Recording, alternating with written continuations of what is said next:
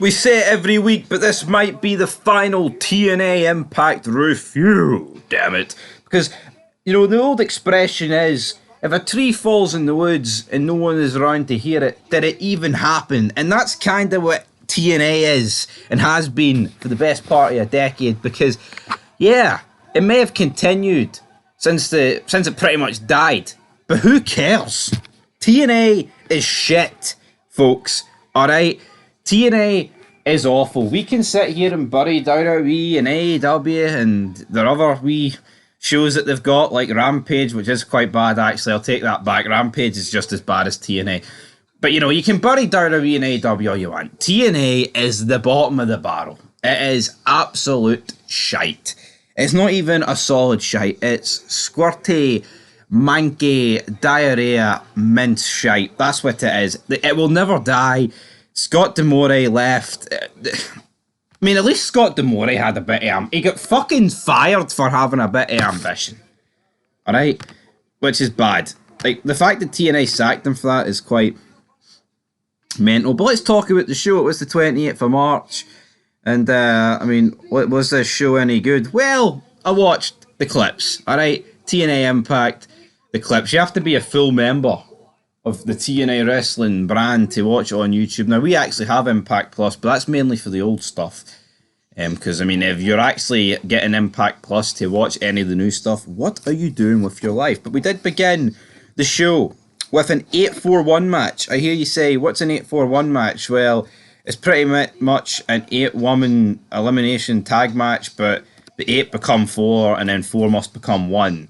During this match, you had Ash by Elegance coming out, who's been bitching and moaning and bitching and moaning on Twitter about how Tiffany Stratton has been stealing moves like the Swanton Bomb. It's like, how the fuck, right, can anybody other than Jeff Hardy be saying someone stole the Swanton Bomb? Even though there's people before him that's used it, right? And there's been loads of people.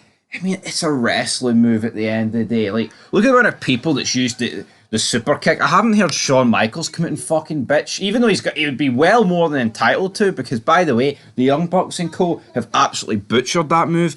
Anyway, I digress. But it was Steph D. Lander, Danny Luna, Rosemary and Sarah Brookside defeating Havoc, Masha Slamovich, Judy Fret, Alicia Edwards. It's just a pack of jobbers, isn't it? It is just a lot of jobbers, but... yeah, they won there via pinfall. Ash by Elegance then started attacking Sia Brookside at ringside. Mark Cardona came out of nowhere. Of course, he's got a bit of a... I mean, I don't know. Like, he's kind of got... Steph DeLander's his manager or something. The TKO was hit here. That was what got the victory over Rosemary. But Mark Cardona, this guy, with him taking on Mick Foley... I actually fought Zack Ryder in the early 2010s when he was like feuding with Cena and Kane. He was bearable and he had a half decent theme song, but this is the state of TNA though. Like, you're led to believe that these guys are fucking brilliant. They're not. This is a mid-carder at best. I remember he won the US title at Mania 8 years ago. I remember tucking into kebab that night when he won that bloody title, and did it change anything for the better? No, I wouldn't say it did, folks. Then what happened up next? Yeah, with Chris Sabin backstage talking with Time Machine. Who's Time Machine? Kushida! And Alex Shelley. And across the line. That's the best thing about TNA. It's theme song. Chris Bay and Ace Austin talk backstage. They want the number one contendership for the X Division. But he says that's why I faced Frankie Kazarian, because we can both get Frankie Kazarian. Because guys, all we want to do is wrestle. There's no stories. I just want to wrestle Frankie Kazarian. Even though Kazarian had the last pay-per-view had a half semi-decent performance that was no bad. But the reality is, folks, TNA is dead, and the Motor City Machine Guns being portrayed as the two biggest stars in the company sum up the downfall of TNA. That just shouldn't be allowed to happen. But then with the grizzled young veterans taking on Cody Deaner, they win here, double code breaker, wah, wah, wah. Then it's, whoa, I was only smoking mirrors. I mean, what's Dolph Ziggler's theme song? Can't hear it. The show-off's here. Nick Nemeth is here. Double N is here. He's interviewed. Then Alex Shelley interrupts him. Don't listen to Moose because he was able to outlast the system. So yeah, who knows what's going to happen here. So it looks like what this is going to result in is Shelley and Nemeth having a match next week. TNA though, it's like the fact it's taped and everyone knows like in advance. I think when shows were taped back in the day, like 20 years ago, some cases more, or like even like a bit less than like 18, the internet wasn't big. See now, if anything big in wrestling happens and the show's taped, you're going to scroll through Twitter and see it. You're going to see a video in your subscription box. You're going to see a video on your homepage. You're going to see it on some form of social media. You need to be live, man. But again, that would just...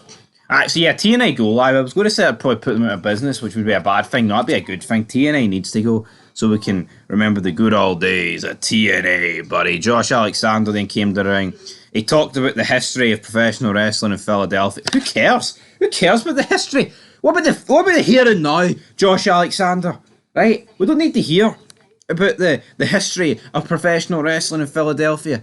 As Tony Soprano once said, remember when is the lowest form of conversation, and Josh Alexander coming out and trying to talk about when wrestling was good in an era and a company that's shite does nothing for me. Next. Who cares?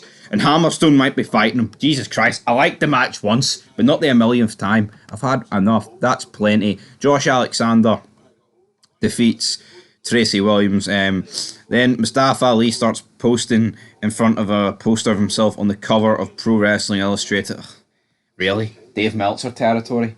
That's crossing the line. Santino Marella is then speaking to him, and then looks like it's going to be an old school rules match for next week. And then Marella's like, he makes that official. Yeah, it was just a mumbo jumbo. Absolute fucking shite, man. Jake something taking on Mustafa Ali next week. See when Santino Marella, right, is in an authority role and he actually feels like a megastar in your company, that's when you've got serious issues, alright? We then had Eddie Edwards taking on Mike Bailey. He won via pinfall. Brilliant. There was then a vignette of PCO going, "Go on, the monster's ball!" Screaming. Electricity going off left, right and centre. I don't know what's going on.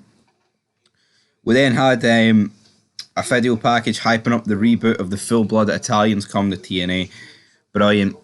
I mean, the full-blooded Italians, right, were jobbers in their prime in good companies. What are they going to be like in this version of TNA? Nothing short of shit. That's what they're going to be like. Frankie Kazarian then cut a promo about Eric Young. TNA's just shit, folks. You're just looking at these recapping results. Then Tom Hannafin had to sit down interview with Laredo Kid. I'm not going to talk about that because Laredo Kid has got nothing but skid marks for me, man. The guy is shite. Laredo Kid. Jake something jobbers like this. Then we did have our main event where Steve Macklin defeated Chris Sabin via the win with the Death Rider DDT. That is your show. Some guy commented on the results and said, "What an absolute turd fest of non-starts and no-name bums. They hired Flop Dollar.